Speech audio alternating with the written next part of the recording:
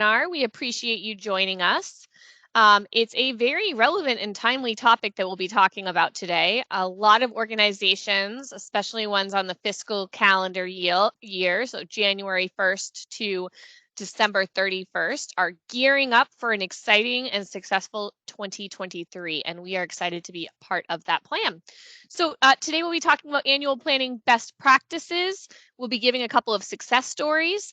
My name is Molly Yanis, and I am the founder of Echo Consulting, and we focus on providing solutions that blend people, process, and technology to really help organizations increase transparency, improve accountability, remove friction, grow more, struggle less, and really utilize project management in a way that is authentic to their culture and their strategic goals and objectives and things like that. So we say project management that fits, not too heavy, not too light, but really fits with the organization.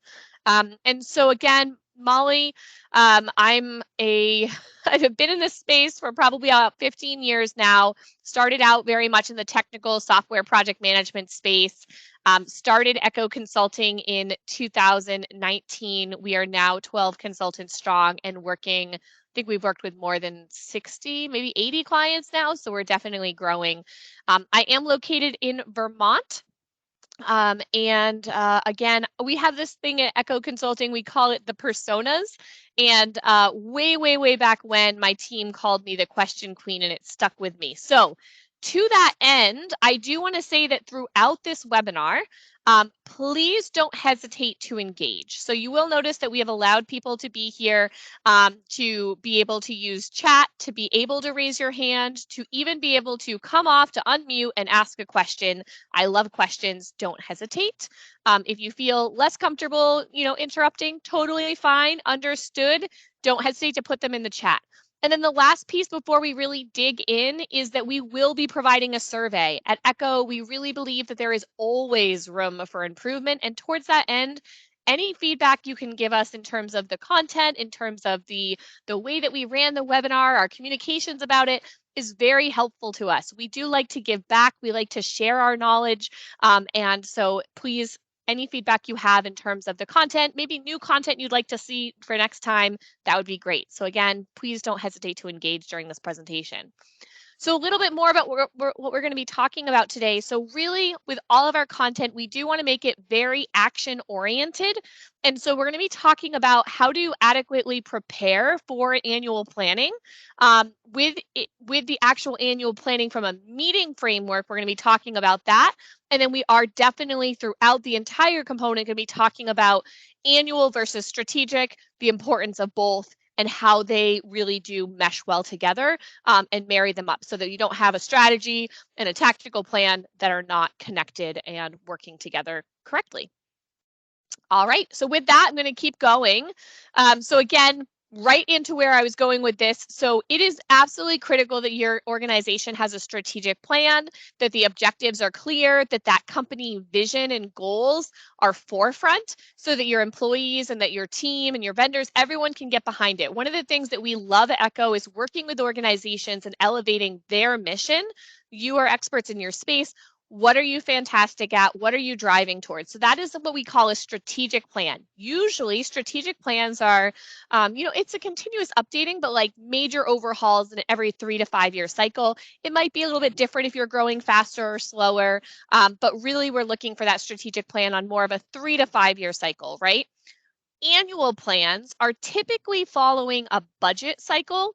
Oftentimes they are more tactical in nature. Certainly they should be mapped back to strategic goals and objectives, but they really do have that kind of start and finish that's typically associated with a calendar.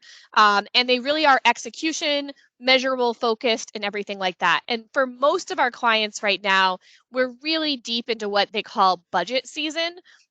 Happened to get married to an accountant, so very familiar with budgeting season.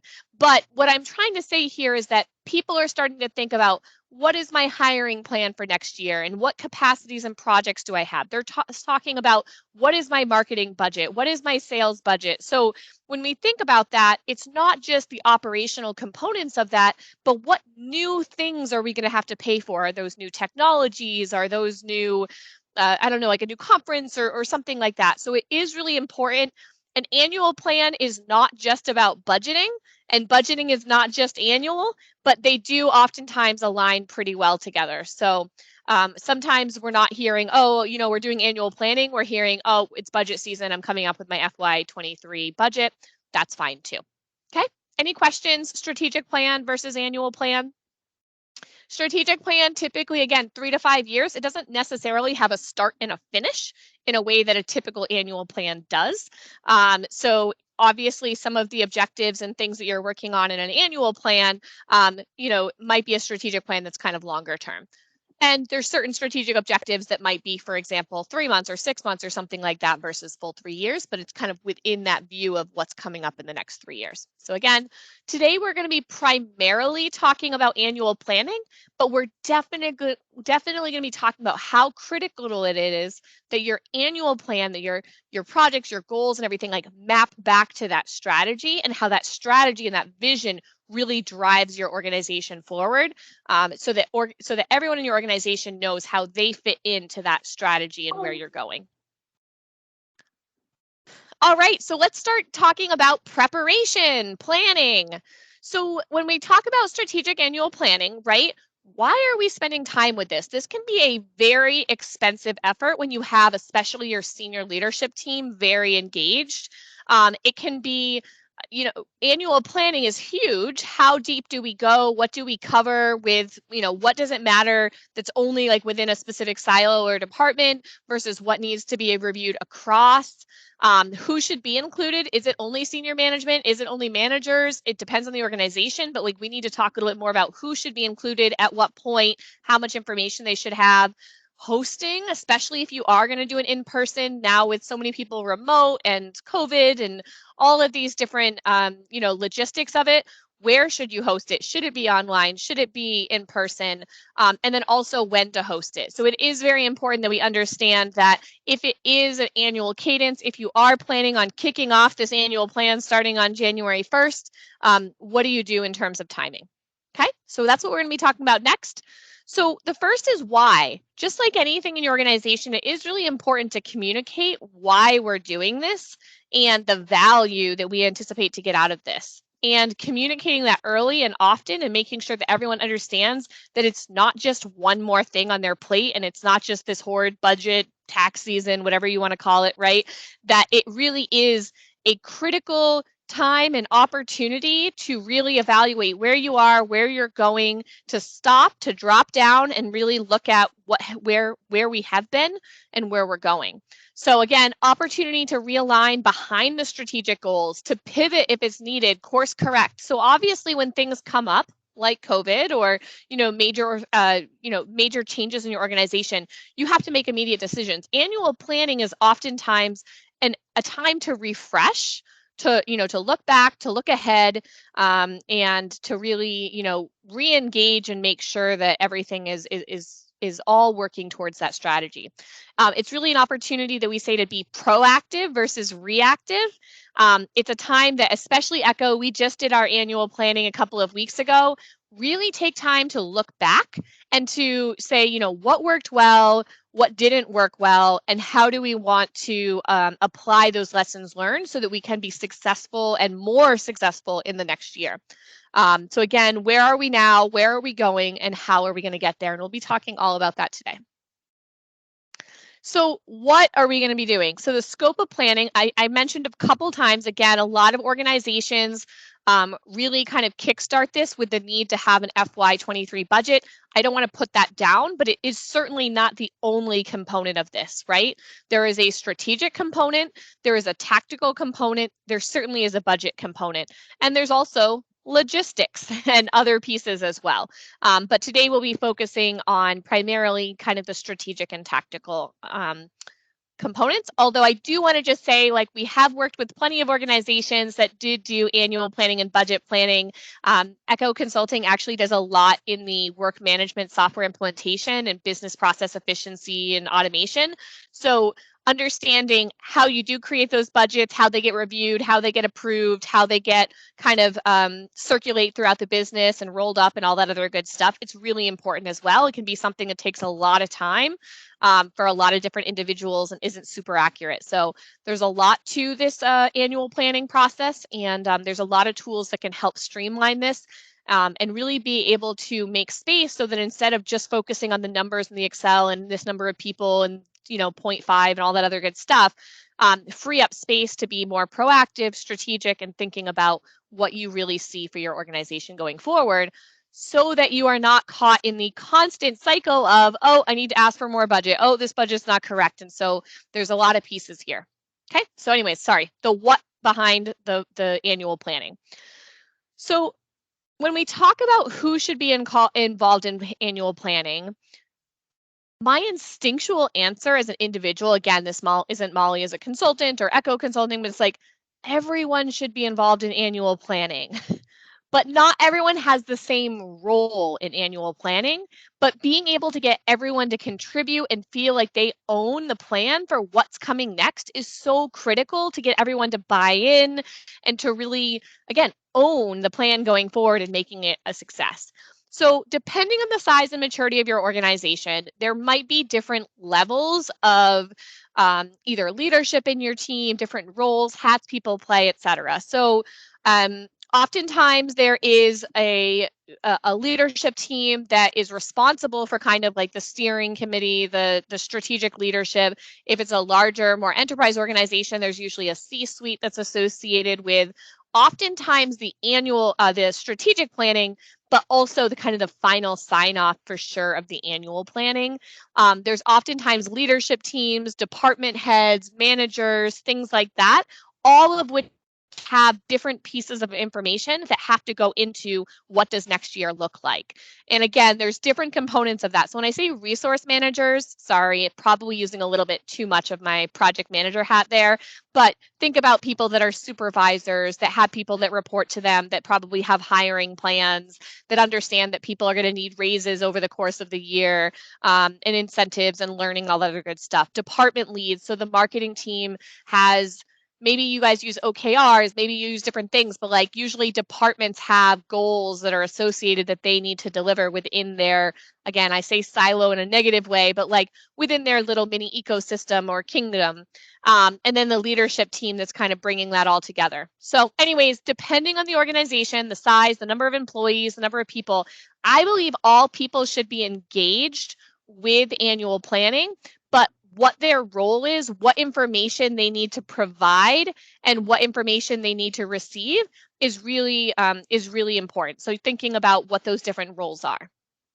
All right, so where in the world should annual planning happen? So again, I keep mentioning COVID, but it is really important. Oftentimes organizations do want to come together in person for these annual planning, but over the last couple of years, we've seen a major uptick in virtual planning, virtual teams, right? So if you are looking to do a virtual annual planning exercise, if you are looking to have an annual planning meeting that has a lot of different attendees, right?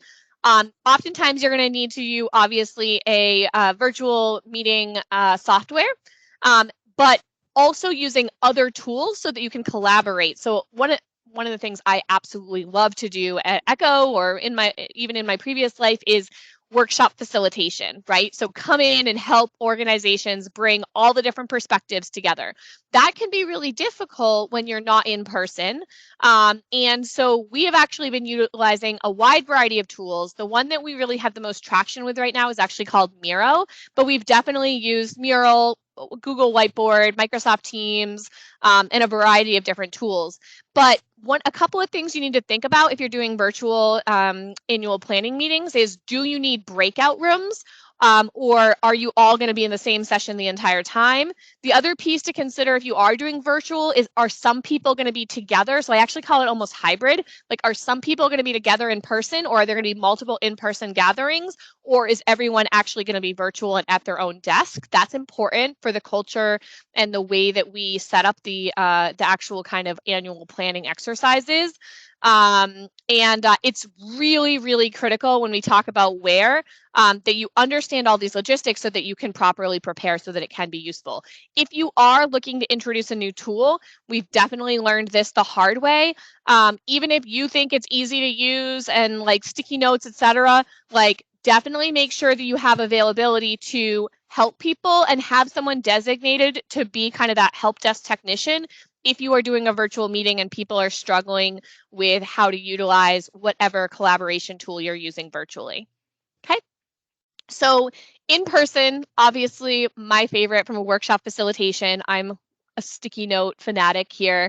But if possible, you really are looking to find a space that's outside of the office. So if you can find a co-working space, we have a lot of clients that'll choose like a hotel, conference center, or something like that. Even better if you can actually get the team to come in and do a period of time without internet or without computers or without a phone. I know that can be especially hard with, leadership team members that think that, that there's gonna be a fire or something like that. But if you can really get a period of time where people are disconnected and just focused on individuals in the room, that can be really hugely helpful. Definitely have been to workshop facilitation and to annual planning meetings where people weren't really aware of how the room was set up and configured. This is another piece of importance. So is it one big table? Is it multiple different tables? Are they just chairs and you don't have tables? Like thinking about the space that you have and how to use it effectively for the number of participants you have in the annual planning. So those are really critical components to think about. When? So we've talked quite a bit about annual planning versus strategic planning and how they overlap. So annual planning, typically you want to have about a month ahead of when obviously I try to say 6 months ahead, of course, project manager, planner, like get it in early, but typically you really want to be starting this early in the last quarter of the year. So a lot of people are starting annual planning, in October. If your year starts on January 1st and you haven't even started annual planning, you're not alone by any means. We were doing annual planning facilitation for organizations in January and February of this year, heading into this year. So, but really, it's not just the annual planning piece too. When you are doing annual planning, it is absolutely critical to think about the cadence of that, either in the preparation, but also after the annual planning. So if you have this big session, when are you following up again next? What is that cadence to keep that communication going?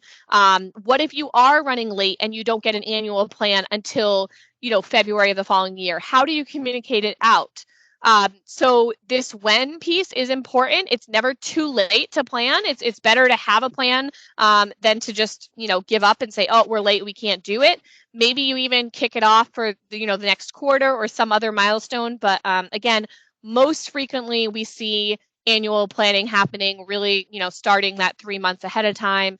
Most common our clients are seeing it on the fiscal year calendar, so starting on January 1st. So a lot of them are in progress right now. All right. This is really meant to be shocking, and it's meant to be shocking. I'm going to say it right there. Okay, so I'm sure that you've heard, especially, as a project manager or someone that's managed a meeting before, it's really important that you spend the time preparing. It becomes more and more important the number of participants you have, and maybe this is not like PC way to say it, but like if you have more senior leaders, like it's really, really critical that it's crisp and that it is well prepared and that people feel very early on in the meeting that you are using their time effectively and that they are meant to be there. You can very quickly lose traction and very quickly lose attention if you come in and you are not prepared. So it's most important to come in at the beginning strong, high energy, clear agenda. If things need to tweak, things always change, that's okay. So anyways, it's really important that you are prepared. So if we think about the where are we now, where are we going, and how are we going to get there, if you're already in the meeting and you are fumbling around trying to find numbers about what happened in the previous year, it's a huge waste of time, and it's really a major issue that people lose momentum and attention very quickly, and then you've kind of lost them. So I do want to be very clear. Who is responsible for pulling statistics and reports? And it's not just saying that everyone that needs to attend this meeting needs to pull it. I highly recommend that you have someone that is responsible for annual planning, for managing this, for setting up this logistics, that reviews the statistics. Have them submit them a week ahead of time, review them, tell them who's got it done and who doesn't. Because what if they got a report and the report's down, or the report's not here, or someone doesn't get the right information? Spend the time to pull the information ahead of time, to review and make sure you have the right information, and to make sure that your plan is strong, especially at the beginning, and really nailing it. I highly recommend, we do a lot of this at Echo, so sending out surveys, sending out tools in advance. If you need training, do that. I think I mentioned that earlier. And definitely getting people engaged. If there needs to be pre-meetings, if there needs to be one-on-one stakeholder meetings, if you need to give tools to the different department heads so that they can gather information. Oftentimes what we see, and this is one of the ones we're doing, I'm going to share a success story today, but we have a situation where, okay, so all the managers or leaders or VPs are supposed to come into this meeting, but every single VP and manager has to collect feedback from their team in a different way. No, like, have the annual planning be a process, give out a solid set of tools so that those managers and those VPs have tools in place to gather information. I'm not suggesting that you take away their authority or their independence to be able to do it their own way, but giving them tools, and if they choose not to use them, that's kind of on them. They have something else that works better. But definitely setting expectations and giving them what they need to really pull that information together. Another thing that we've seen a little bit too much of is that you have an annual planning, and really what it is like, okay, each of these 5 departments each gets an hour.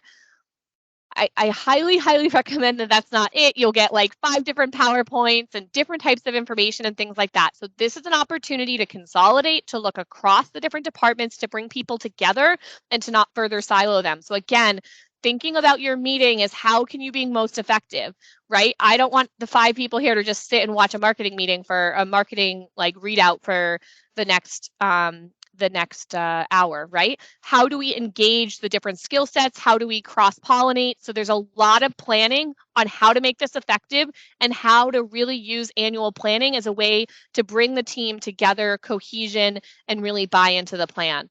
So that when someone from finance is watching marketing, they're not just looking to, be on their phone or to pick at it from a budget standpoint, but they're engaged and they feel bought in. So agenda, outline, structure, due dates. There's a huge opportunity that so often is missed in the way that we do these bigger meetings or these annual planning. So again, this is meant to be shocking, but I really mean it. The prep for the meeting is a vast majority of the effort.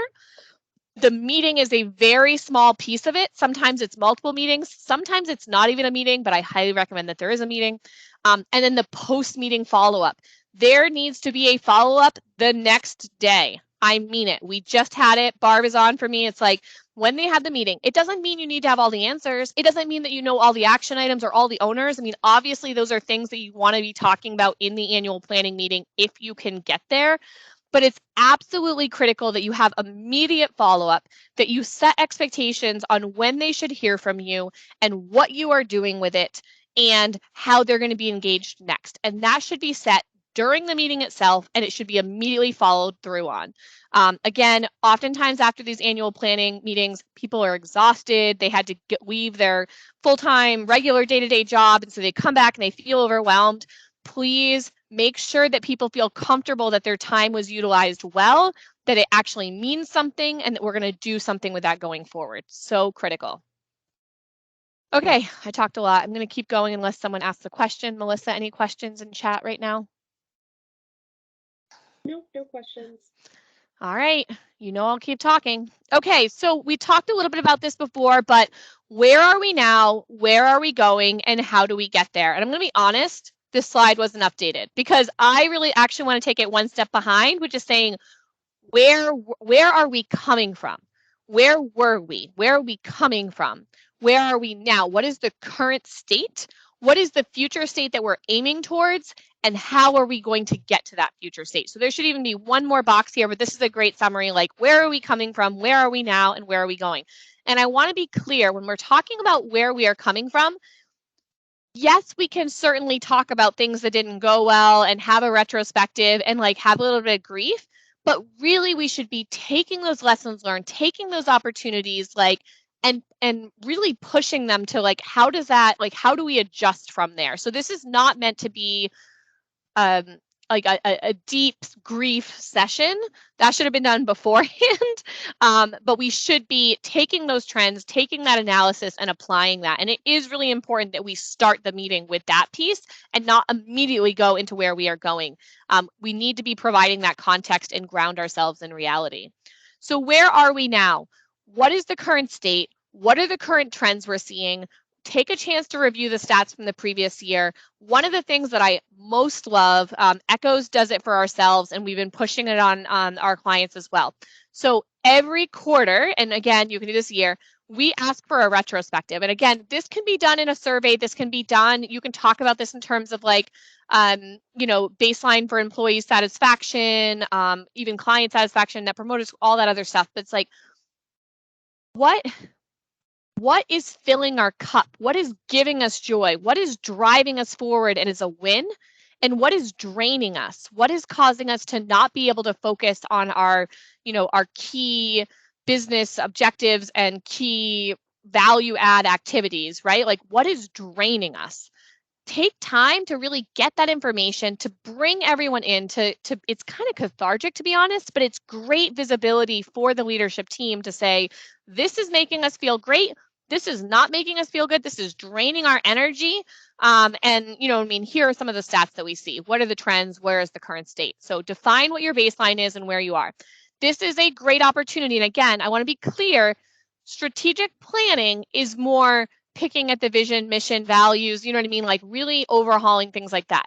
But it is critical that we are reaffirming our vision, reaffirming our mission and our values and how those apply to where we are now and where we are going, even in the annual planning. It should be every single day. It should be every single meeting, but like, what is the vision? So I got this own feedback from Echo's own annual planning, which is like, and sometimes the questions were asked in a more specific way, but really it is like, okay, well, how big are we going to grow? Or like, how many products? Like there's sometimes the questions come in a more specific format, but like really as a leader, really in this organization and annual planning, like what is our overarching aspirations? What should this annual plan be leading up to? Okay.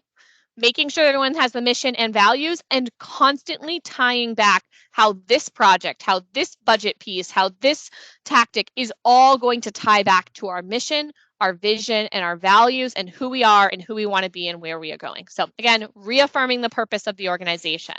So then after you have a current state, where are we going? Now, when we talk about where we are going, we need to be careful that we recognize where are we going in the next month, in the next 3 months, in the next 6 months, in the next year, in the next 3 years, in the next 5 years, 10 years, right? So making sure that when we are talking about these things, ideas come in, they don't all start on January 1st and they don't all finish on December 31st. That's not how this works, right? Strategic objectives, some can be shorter, some can be longer, and that's fine. But making sure that we have, and when we're just talking about the duration of what it takes to get there, it doesn't even say about the start date. So focus first on getting in these just objectives, understanding if they're value in the short term or the long term. You need a combination of short term, mid-term, and long term to balance out your organization. So really understanding short term, long term strategic objectives. So again, we talked about defining purpose, but like one of the activities that we do is certainly, what does success feel like at the end of this year, right? Not all of our strategic objectives are going to be completed. That's not really what it is, but like, what does success look like? What does it feel like? What are specific tangible milestones, deliverables, things that we can do to point to be like, this annual planning had value, we hit our goals. We'll be talking a little bit more about Measurable in a couple of moments. I'm definitely jumping through a lot of my content, but what does success look and feel like? And we can talk about that from different perspectives and personas. So it's like, what does success look like for, our our entry-level employees, our brand new employees. What does success look and feel like for our senior leadership team, for our middle managers? Like, what does that feel like? What do we want that to feel like? And how do we put milestones and pieces and celebrate wins so that they can feel like that? All right, so I'm just going to walk through a couple of like quick examples, and I will show you a couple of our tools that we use, and Miro is one of them. So a classic one, probably most people have heard of it, but we do it every time. This is Kelly. We actually do this for Echo, right? But it's like, what are our strengths? What are our weaknesses? What are our opportunities and threats? The more that you can have more people participate in this, the better. And I don't mean that everyone has, like, you have to have 500 people in a room. That's not the point, right? But aligning behind our strengths, our weaknesses, opportunities, letting people have input. How do we do that in an efficient way that actually works and makes people feel bought in? So one of the tools that we use is Miro. I think this is going to come up. Oh, it came up over here. Are you guys able to see this still in Miro? You guys able to see Miro, or are you just seeing? Yeah, we can see Miro. Okay, great. So anyways, we have this annual planning exercise, right? So one of the exercises that we do is called SWOT, right? And we, there's some more information here too. So like strengths and weaknesses are typically internal, right? And external is usually things that are outside of our organization. Things that are potentially, you could consider this like good, versus things that might harm the business, right? So there's kind of like a positive and negative aspect of it. There's another one called TOES that's actually very similar to this, but the idea is like, what are we great at? What are we good at? What are our strengths? Like, what do we dominate at? Versus these are areas that, we're just not there yet. And we want to see improvement here. And what are those weaknesses? And face them like forward directly. Like, these are our weaknesses. It's okay. Definitely spending some time to be reflective here. So this is one of the most classic examples of a analysis of where we are. And then it really does feed into the next year in terms of how are we addressing our weaknesses? How are we maximizing our strengths? How are we taking advantage of the opportunities that oftentimes are related to our strengths? And how are we managing from a risk management and issue management standpoint these threats that could be company killing and competition, all that other good stuff. So anyways, this is one of the exercises that I really like. We just get a really quick example. So strengths, like high quality product, great client satisfaction, high client referral rate, but threats, limited, oh, this is messed up. This is back. Anyways, whatever. So weaknesses, limited consumer audience, poorly optimized SEO tags, opportunities technically usually goes under here, but like emerging need for service, contract expert, and then here, limited consumer audience, change in market needs. So again, this is very, very basic. I like to use a collaborative tool that really allows each individual to put things in there. So again, oh, sorry guys. Where did I go? Okay, so using a tool like this, but this is super easy. You can do this anywhere, whether it's with sticky notes, like I was showing the picture of Kelly. You can do this in Word. You can do this anywhere, right? But like, what are the strengths, weaknesses, etc., and being able to list those out. So let me go back to. Oh my goodness, I'm not in the right place. Here we go.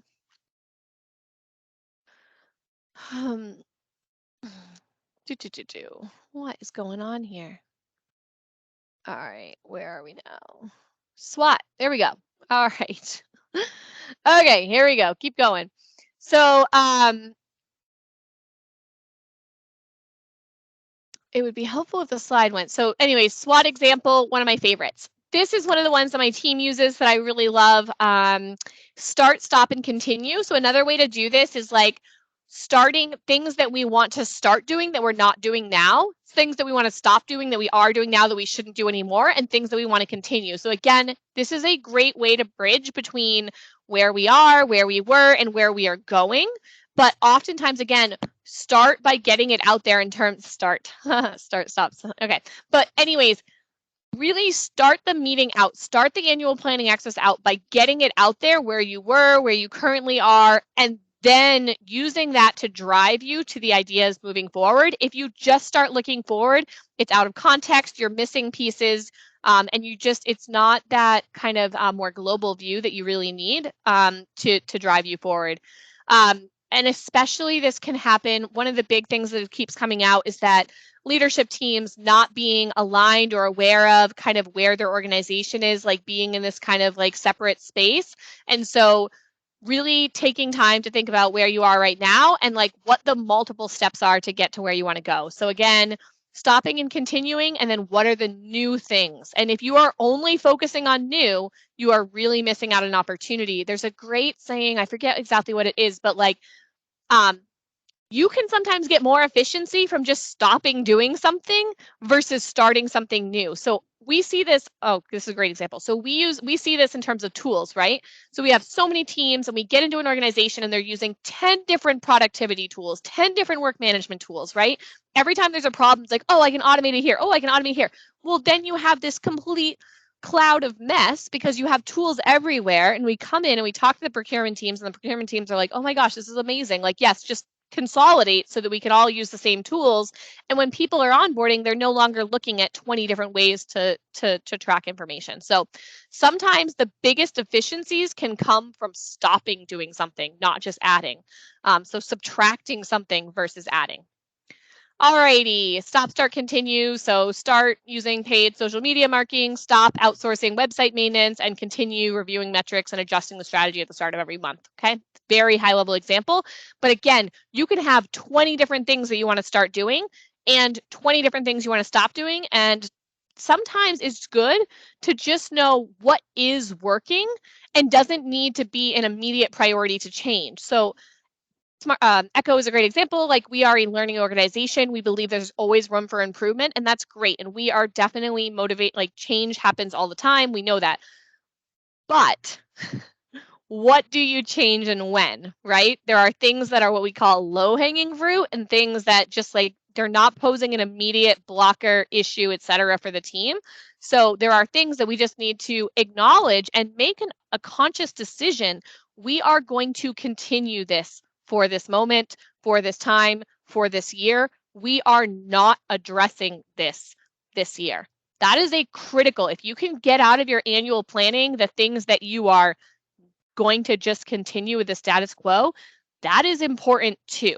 That's not saying that there's no room for process improvement. There is, but we are focusing on the things that are new and the things that we're going to stop doing, and that's our focus. So hedgehog concept, again, strategic alignment and really putting these different ideas for what you want to do in the next year through, our marketing agency, I think, calls it like a prism, but like putting it through this concept of, okay, what makes us profitable? Like, what brings in money so that we can pay for our employees and do the things we want to do, right? What fills our cup with energy and we're passionate about and we really want to pursue because that's who our organization is and that's who our people are, and we know that that's going to give energy.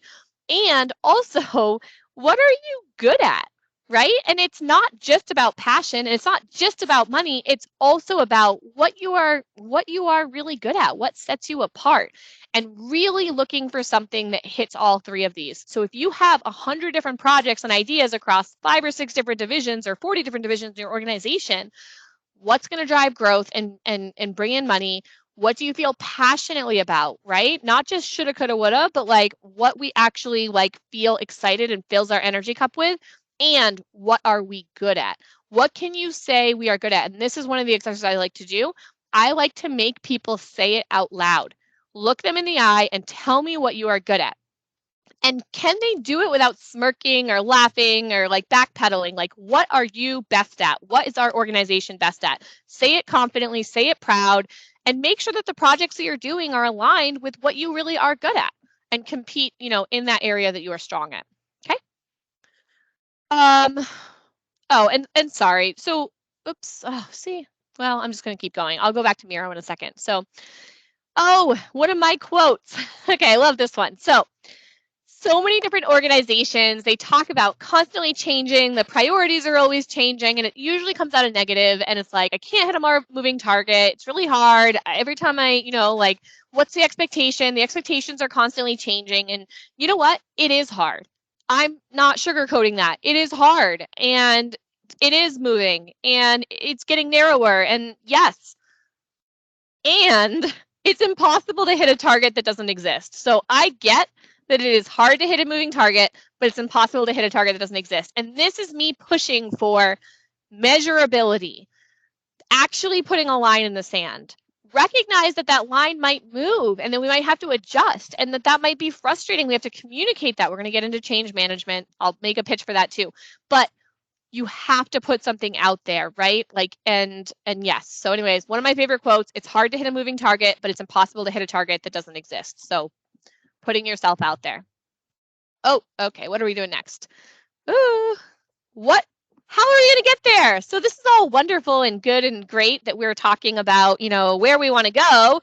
But the how part is kind of, something we should talk about too, right? So similar themes, setting measurable goals, right? Amounts, dates, targets, really putting it out there. And it's okay to put something out there and get pushback. That's great. If we have 5 people in the room and the marketing person is presenting, because you did let them each have an hour to present their goals, right? It's okay to question them. It's okay to push back on it. But expect that there are goals. We don't have enough information. We won't know until this. I have heard every excuse. I have made every excuse. The answer is we still need to have something measurable. And sometimes it is, well, I don't know how many posts I should be doing because I don't have the data yet. Well, we need to start tracking the data. We need to start putting it. And then if it's more or less, like, okay, we'll work with that. But that's not an excuse for not setting measurable goals. If you I think is this the next slide? Okay, good. It's like I actually know what's going on in my presentation. So setting impactful goals to achieve your aspirations. And this is going to be in business context. This comes across a little bit, coachy, individual. Yes, I do believe everyone's a project manager and life is a project and all that other good stuff. But like, this is going to be talking about setting impactful goals, measuring. It's going to be talking about SMART goals, but we'll go a lot deeper into this. So we're actually going to do this December 1st. So if you love this and you want to keep going, come join us. You can register and come to our next one, which is talking about goals. And we will be talking about corporate goals as well as department as well as individual. So milestones, again, project management hat on. I can't help myself. Actions, achievements, deliverables. I like to plan for the wins that I would like to celebrate with my team when they get there. And so certainly want things that are going to stretch people and challenge them, but we really do need a chance to celebrate too. So it is important that if you're talking about a 6-month engagement, if you're talking about a year or 2 years, setting goals. And those goals are to make sure that you're making progress for sure, but it's also to remind you to celebrate, to see that you are moving the needle, and to really encourage your team that what they're doing means something and is aligned to the goals of your organization. So one of the things we like to do is a roadmap. This is just, again, nothing specific, but the idea that there's a strategic objective, there's a project, there's something going on.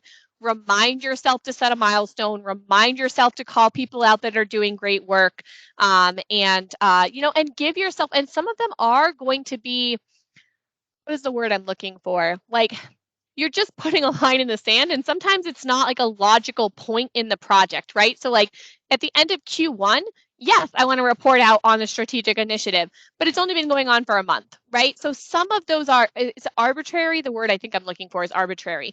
Quarters are arbitrary, right? It's just like a 3-month piece, but it is important to report out on regular cadences and to remind yourself to celebrate milestones and deliverables. And it's important to have ones that are stretch goals and things that are going to push people. And it's important to make sure that you have ones that people can hit and nail and get that check mark. And so a combination there. All right. This is such a big piece, and it's not just annual planning, but oh my gosh, we've got so many clients. This is actually like the #1 struggle for a lot of organizations, especially in project demand management and things like that. So resource management, demand management, capacity planning, forecasting, there's a million different words for this, but do you have the right people? Do they have the right skills? Are they on the highest priority work? Are you balanced? What does the cash flow look like? When can you hire? Are you hiring too fast? Like, how much is the ramp up time? Resource management is super hard, and it has been hard for a while. More recently, we've had situations of the unemployment rate is really low. We have certain skill sets that are missing in certain areas. People are going hybrid and are expecting to not come back to the office. There's so much going on with resource management right now. This is an entire other presentation. I don't know if we have a webinar on it, but it's really important. And we work with a lot of clients to implement resource management and capacity planning. I think that's actually one of the ones we're going to do as our success story. But yeah, understanding, do you have the right people? What people do you need? This is another great example. There's a great article on this, which is like, so many times people allocate the A player, as it were, to all of the projects, and then that one person is spread thin and they're not able to do any of their actual job, and some people are just project resources versus operations, but you want subject matter expertise of people that are actually doing it day to day. So I don't think I have a solution for this in a single slide, shockingly, I know, but resource management is a piece of annual planning, and it's a critical theme and component and awareness piece. It is not something that you are going to solve in an annual planning meeting, but it is a critical next step and piece to review and to work with your team on. Happy to talk more about this if your organization is struggling with this. Your organization would not be alone. You'd be among the majority. All right. Easier said than done. Easier said than done. I'm literally going to have to say no to a client like today. So I get it, but just say no. Just say no. Honestly, be proud, be energetic, put that no board out there and celebrate people that just say no, that this is not in scope. We are not going to change this next year. Make that something exciting and proud of, that we said no to this. Make that the excitement instead of the we said yes. So celebrate saying no, pushing it out, making representing what your organization can and should be doing, prioritizing, and something that falls below the line, that is a no. And get on board and support each other and celebrate the no's. Can't help myself. This is one of my favorite scenes. And I'm not a television person, but pivot, right? So your organization is going to pivot. Annual planning is a great opportunity. What are those pivots? You have to understand where you're coming from and where you're going and what the trajectory change is, and communicate that out. Communication, as you can see, Ross is being very, very effective at communication. No, he is not, right? Yelling the same thing over and over again isn't getting him very far. So, awesome time to pivot, great time to communicate out the pivots, great time to say the why of the pivots, okay? Another near and dear topic to my heart. I have no idea. Time check, Melissa. Okay, governance, roles, and process in an organization. So acting as a guide when course correction is needed, right? At some point, that couch just isn't going to go up those stairs. And it would be nice to not spend an entire day holding a couch on the stairs. So we do need a governance. We do need to understand who's part of that governance. We do need someone that is going to say no and enforce no and remind people that they said no and who said no and when they said no. So governance is really important, and bringing people back. So that is one of the things. And again, I'm not loving sales, but like, there's a reason why people bring Echo or another organization to come in and help them with annual planning, that outside perspective. And I don't say like a bad cop, but someone that's kind of holding accountability and making sure that it's understood and kind of following up on all of this. Annual planning can be a big ask. And a lot of times people do it and maybe it feels good, maybe it feels like a waste of time and nothing gets done with it. No, the communication's not there, and maybe only a really small subset of the organization actually got to participate and understands what the annual planning even is. So this is a huge opportunity that people waste or squander, and I just want to say governance is really critical. I'll use this really quick. So bowling is one of the examples I give, right? So like annual planning, strategic planning, like defining what the different lanes are, making sure that you have the right weight ball, like it's not too heavy, it's not too light, know what you're aiming for. Those are those targets. And obviously if one of them gets knocked down, hopefully you're not going to send another ball in the exact same place that's already knocked down. So you don't want people working on the same things. and the bumpers. And I think of the governance as the bumpers so that people don't go too far off course. Not someone that's going to like map out every single line of where the ball needs to go, but make sure that the ball doesn't go out of the lane. All right, strategic alignment, communication plan, how much information is going to be shared? Who is it going to be shared with? How are we going to share this information out? Is it a newsletter? Is it a meeting? Is it like, what are those different pieces? Who needs what information at what time? Usually there's permissioning associated with budget and especially with hiring decisions. What are those goals? How are we tracking if we made progress? How are we tracking? Communication planning, both before the meeting, after the meeting. Are there multiple meetings? Are there different groups of meetings? So communication planning is planning in general. Really important here, but definitely communication plan. Change management. Sorry, it's a little blurry. It's one of my favorites. So who wants change? Who wants to change? Oh, maybe not. Who wants to lead the change? No one. Okay. So although I'm seeing more and more of our clients actually have change management practitioners as part of a role and having it separate than project management, which I'm super excited about that trend. But anyways, application, structured process, set of tools, leading people side of change, achieving the desired outcome, really important. I'm pretty sure we have a whole nother webinar on change management, but what's the reason for the change? What are the risks? What are the resources we have? Why was it raised? What's the return on the change? Who's responsible? What are the relationships? There's a lot more to change management than just saying, and now we have a new annual plan, and no one knows who was involved in that and why that plan changed, and lots of other good stuff. So change management, critical component. Fostering buy-in. What are the motives? What are the goals of annual planning? What does success look like? Anticipate that some people are going to be opposed to this because there's change fatigue. There's just fatigue in general right now. How does the annual plan, how do these new things that you're adding to everyone's plate map back to the strategic goals, and how do individuals get behind those and feel a part of it and successful? And then listening and adapting your messaging, your everything, so that people can get behind it. All right, I have just a couple more minutes. So anyways, we recently, or actually we are still working with an organization. So the process, so understanding what the new ideas are, making sure the stakeholders are informed, consistency across organization and the information that we're getting, collaboration. So how do managers get information from their teams? How do managers get it up to their senior manager or VPs or senior leadership? How do you include everyone or everyone that needs to provide information?